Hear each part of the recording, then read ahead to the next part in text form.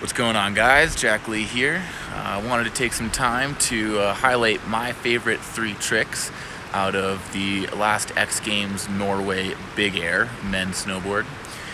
And the top 3 finishers, in my mind, really did have the best 3 tricks, each one of them. Yuki Kidono had an amazing backside 1620, earning him 3rd place with a frontside 14.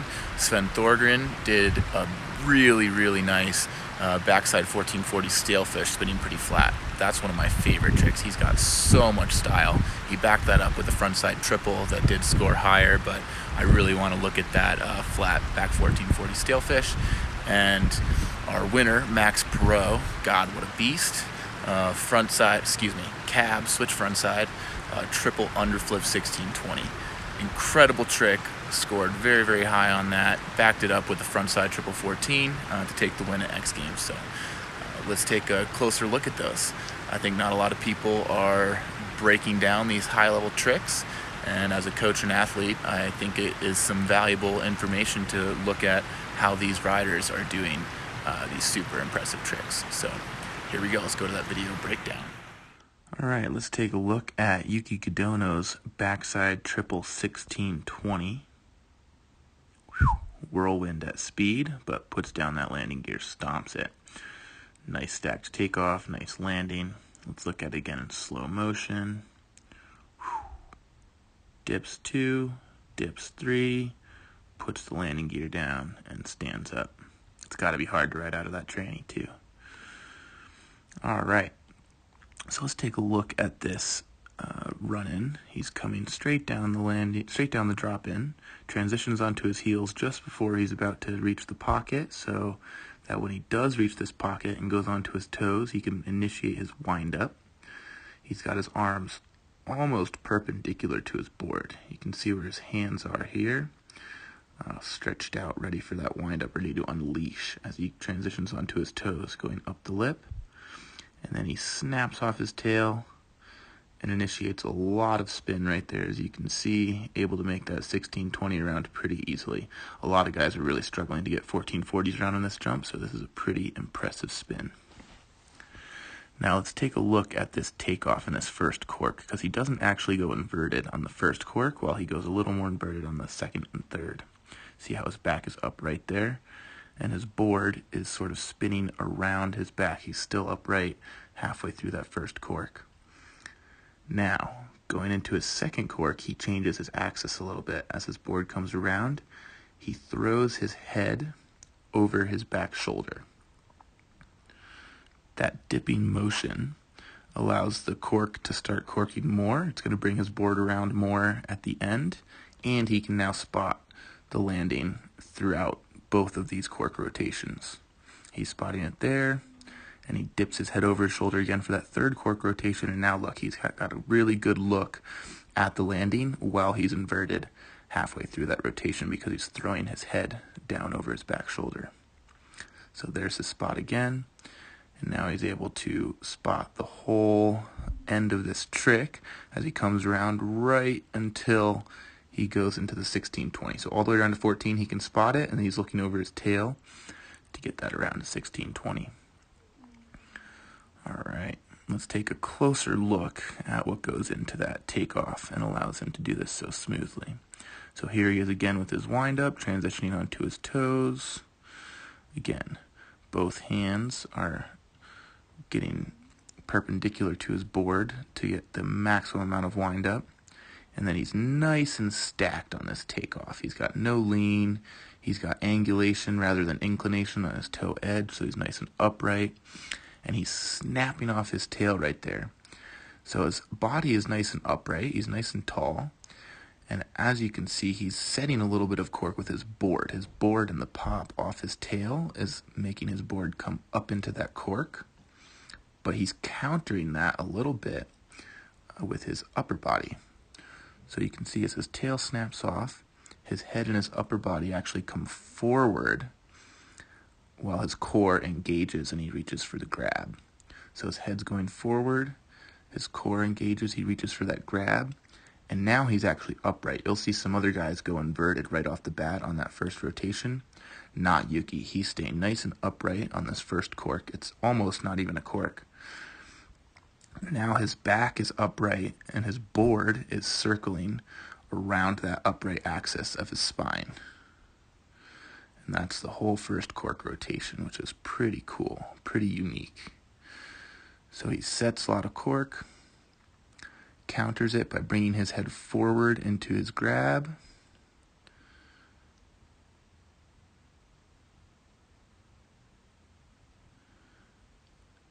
Then he lets his board spin around his body nice and upright. He's at 360 now, coming around into the 720.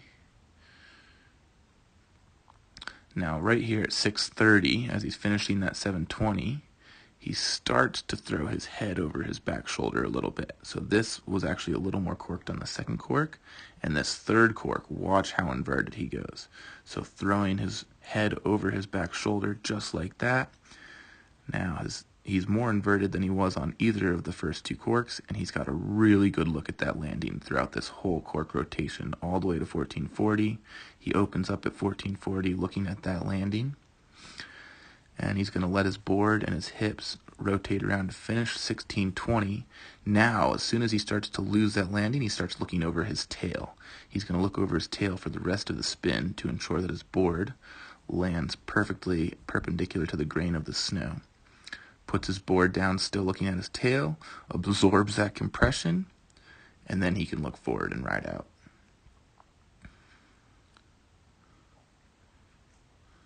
Take one more look at that going into the third cork, throwing his head over his back shoulder so that he can spot the landing this whole time. Has a good look at it at 1440, lets it come to 16. He does put it down right on his toe edge and then rides out. So that was a great. All right, let's take a look at Sven Thorgren's backside 1440 stalefish. Spinning pretty flat, little double dip at the end there, brings it right to his toe edge, stomps that landing. That's a beautiful execution of a backside 1440 rotation. Not to mention that stalefish grab is just so difficult to master. Very impressive, one of my favorite tricks to watch, and I think he deserved a really high mark for this. Not a lot of people can spin backside 14s this way. So here he is in his wind-up, and you can see he's got two arms over his back arms all the way in front of his body to set that flat rotation. A little more wind-up than we saw out of Yuki Kudono, and very lateral on this takeoff. He's nice and upright, not setting any cork off the lip, nice and stacked, clean takeoff off of his toe edge, and the way that he engages his core while reaching for that grab allows him to stay nice and upright, spinning very flat for that entire first 540. Right as he goes around 5 is when he's going to start to go into that first dip. So to me, this looks like a backside 540 with a little bit of a cab double dipped 9 to finish her out. So here it is again. Beautiful flat lateral takeoff, engaging his core very nice and upright. You can see he's going to maintain this sort of upright position for all of that first 540. As he comes around to 540, he's going to spot the landing right there. And now he's going to dip his ear over his back shoulder. That dip right there is going to allow him to go into a bit of that cork rotation for the last two, which is going to help him spot. So as he throws his ear down to his shoulder, he comes around, and right here, he's a little more inverted than he was at the beginning, but he can spot his landing right there. The way that his board looks and the way that this board is spinning around that axis is going to make it look pretty upright, even though his hips are over his head for these 2 second rotations. Look at how much style he has with that grab. It's just so nice. So spotting the landing, here he is at 900. Again, throwing his ear over his shoulder is going to allow him to spot that landing, get a little bit more of a corked rotation, and it's going to bring it around perfectly to 14. So here he is spotting it while he's inverted so he can see the whole rest of his trick after that first 5. Let's go at about 1260, spotting that landing, and he can bring it all the way to his toe edge. Because of that cork rotation, he's not worried about stopping all of that spin momentum. It comes around as more of a flip at the end, and he's able to put it all the way to his toe edge, almost flat base, and just ride out perfectly. Beautiful execution by Sven Thorgren. All right, and here comes Max Perot going into a cab triple 1620 underflip. You can see this rotation is a lot more inverted than even the rotations of Yuki Kodono, which was pretty triply and definitely more inverted than Sven. As he flips up and over 3 times, putting that down so perfectly. So let's take a look at his takeoff here. As he comes down the ramp, he's got a good example of this S-turn. So he's coming down the ramp, starting on the left side, and he's going to transition over to that right side and go straight off on the far right side of that landing on his heel edge. So toes to heels, and we don't get a really good look at this takeoff, but he's snapping off that tail heel edge, and he's a bit upright here, but the way that he's snapping it, he's throwing his head backwards into that underflip rotation. The way that he engages here for his grab, his board is coming up and over his head as well. So this sets a lot of inverted rotation. There he comes around into a cab 7, then cab double underflip. Boom, puts it down perfectly to regular. So another beautiful rotation, and let's take a closer look at what's going on while he does this triple.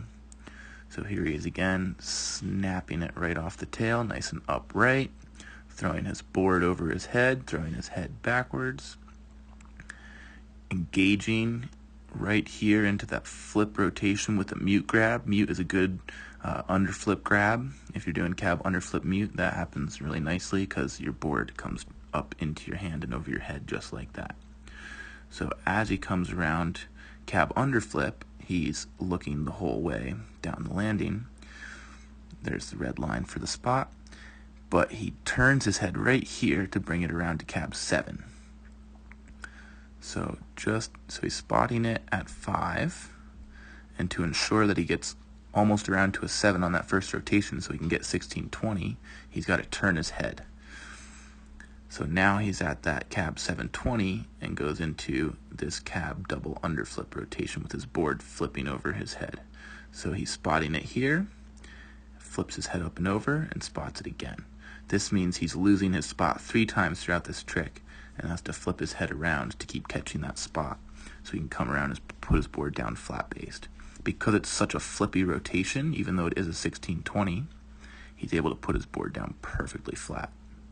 So there he is spotting it the first time. Here he is spotting it the second time as he comes around to 7. Then he's going to flip his head. Still flipping quite a bit of a flipped inversion. As he comes back around from that backflip, he's got a really good look at this landing, and his board's going to continue over. Spots it again. I guess this is his 4th time spotting it because of that cab 7. So 4 spots, comes around, opens up, and puts down perfectly. There's no second guessing this trick. He's going for a 1620 through and through. If he doesn't, he's going to catch that toe edge and take a pretty. All right, so there you have it. Those are the 3 best tricks out of X Games Norway men's big air snowboarding. Yeah, I think it's pretty cool to take a closer look at what is actually going on in those really high level tricks. We see a lot of 1620s, but when it happens in real time, it's really hard to tell what the heck is going on. All you see is a lot of flipping and spinning, and they landed and everyone's cheering.